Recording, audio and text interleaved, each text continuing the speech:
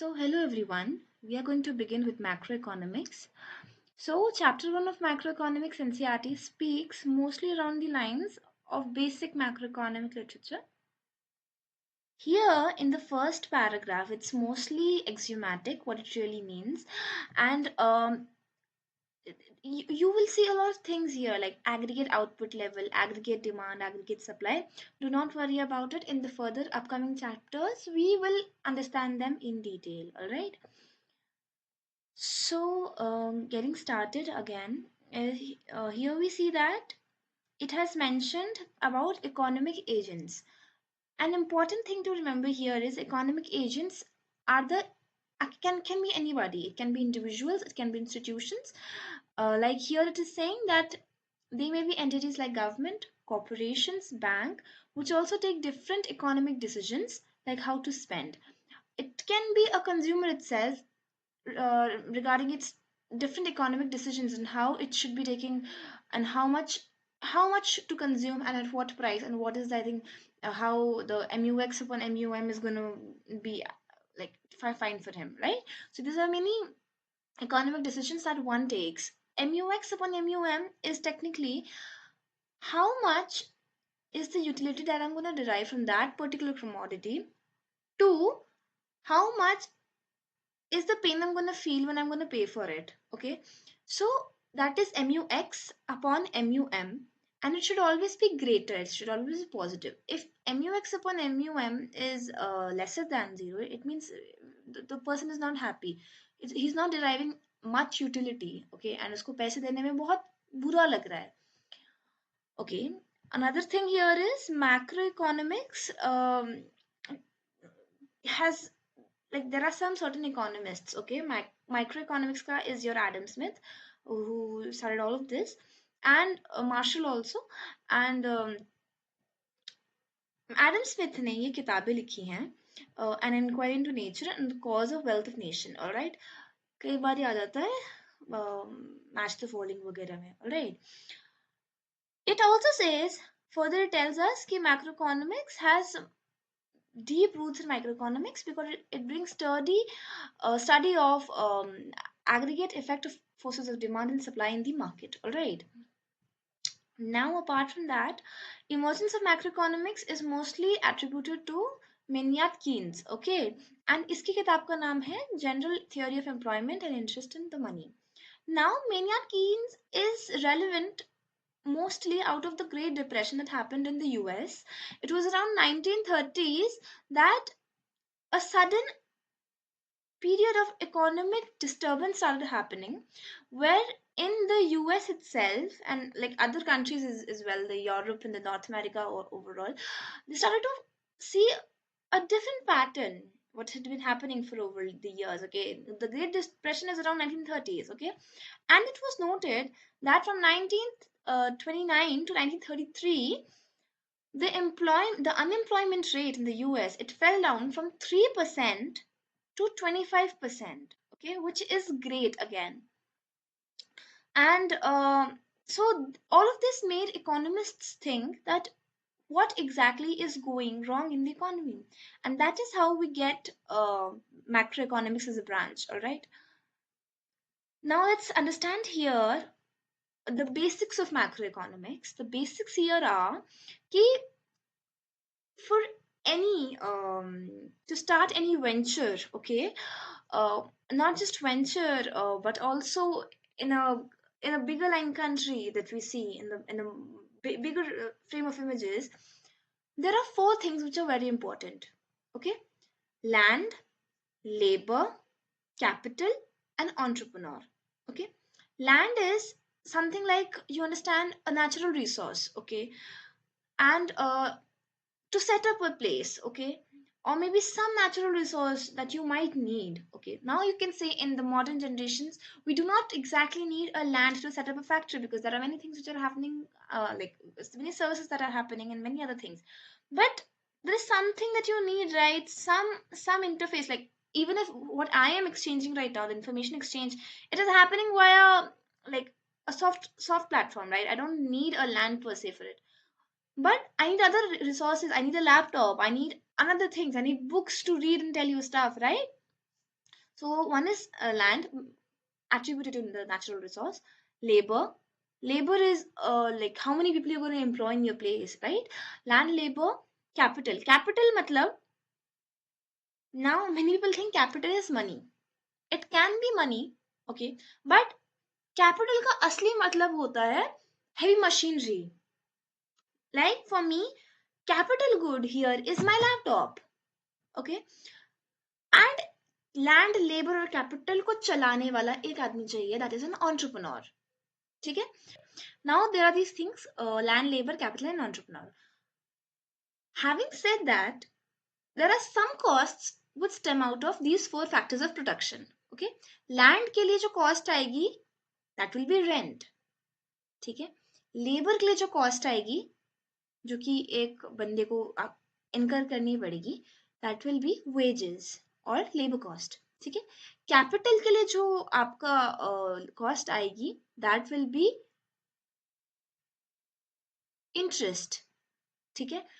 Interest may be in form of a loan और may B कि वो जो मशीनरी सेटअप करने का इंटरेस्ट, ओके, और मे बी द डेप्ट cost and other things, right.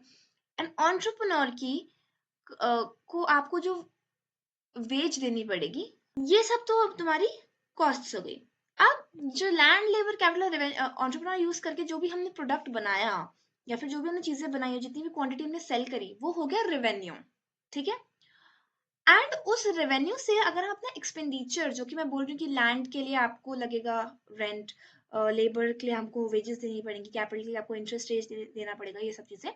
तो अगर हम इन सबको माइनस कर दें, which is our expenditure, and revenue और एक्सपेंडिचर को माइनस करेंगे जब हम, तब निकलेगा हमारा प्रॉफिट. राइट.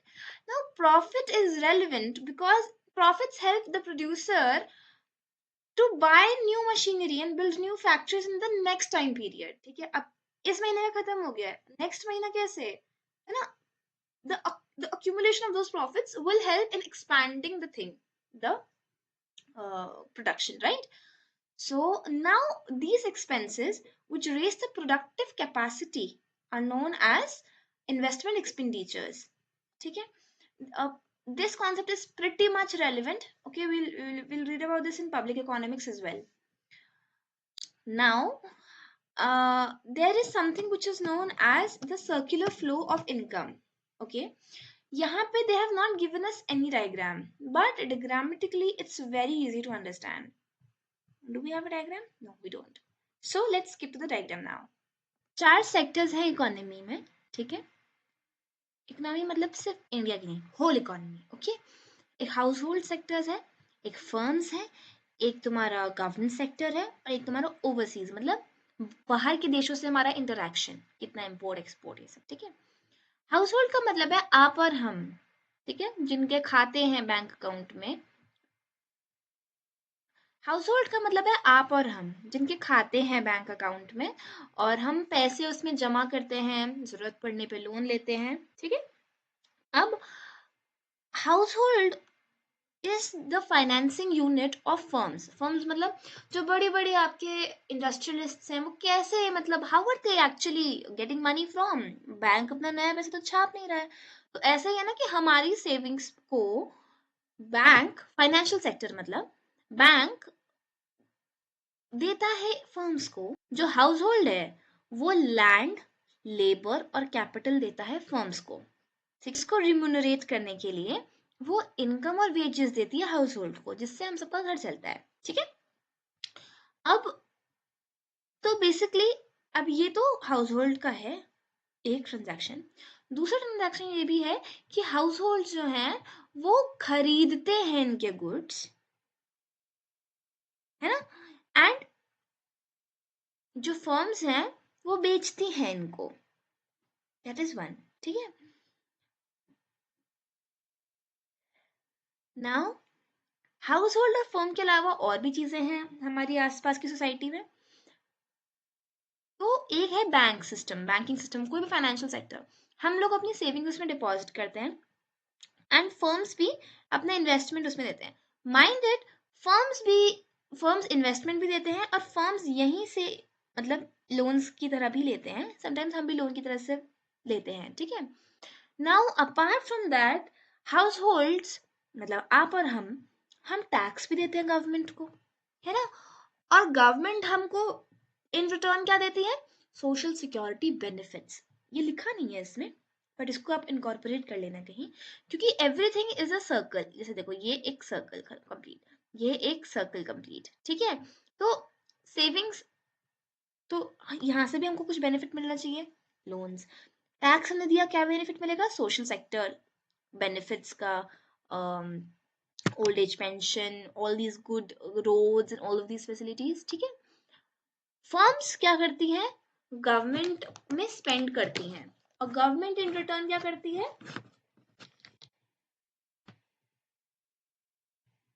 उनको सब्सिडी वगैरह देती है ना, सब्सिडी दे दी। और टैक्सेस इन, मतलब, एंड फर्म्स, फर्म्स उसमें क्या करते हैं, टैक्स देते हैं गवर्नमेंट को, फर्म्स भी, है ना, और गवर्नमेंट इन रिटर्न फर्म्स को क्या करती है, उनको सब्सिडी देती है, गवर्नमेंट एक्सपेंडिचर करती है उन पे। ऑलराइट, नाउ अब हाउस होल्ड और ओवरसीज में क्या रिलेशन है, हाउस होल्ड सेक्टर डिमांड करेगा तभी तो ओवरसी में इंपोर्ट आएगा, ठीक है। तो इन्होंने इंपोर्ट करा, और बदले में इन्होंने क्या किया, कोई एक्सटर्नल सेक्टर में कुछ पैसे, कई लोग होते कि बाहर, तो ट्रांसफर पेमेंट किया, ठीक है। किसी लोगों ने किसी के कोई किथन किन्स बाहर हैं तो पैसे आते भी हैं, राइट। तो ट्रांसफर पेमेंट का मतलब है ऐसा पेमेंट किया हुआ जो, जिसके बदले हमको कोई और चीज नहीं चाहिए, it is done out of love. जैसे कि आपके पापा ने आपको पैसे भेजे, that is a transfer payment, वो आपके रिटर्न में कुछ मांग नहीं रहे हैं, ठीक है, उस पैसे के रिटर्न में। सिमिलर एक रिलेशन है फर्म्स और ओवरसीज सेक्टर का, एक्सटर्नल सेक्टर जिसको हम बोलते हैं, कि जो फर्म्स का जो एक्सपोर्ट है वो एक्सटर्नल सेक्टर खरीदता है, एंड जो जो फर्म्स को चाहिए, मतलब इंपोर्ट जो करता है, वो ओवरसीज सेक्टर इंपोर्ट करता है, ठीक है। That is it. एंड अब गवर्नमेंट और एक्सटर्नल सेक्टर, मतलब ओवरसीज सेक्टर के बीच में भी कुछ रिलेशन होना चाहिए। तो रिलेशन ये है कि external sector at times governments को टैक्स देता है, जैसे कि कई कई कंपनी, जैसे अमेज़न वगैरह, ये सब टैक्सेशन भी करना पड़ता है, टैक्सेशन देना पड़ता है इनको, गवर्नमेंट को हमारी, एंड इन रिटर्न गवर्नमेंट इनको सब्सिडी दे देती है, ठीक है। So this is the whole crux on many things, alright. So I hope that things get clear to you. In the next, we will begin with chapter 2.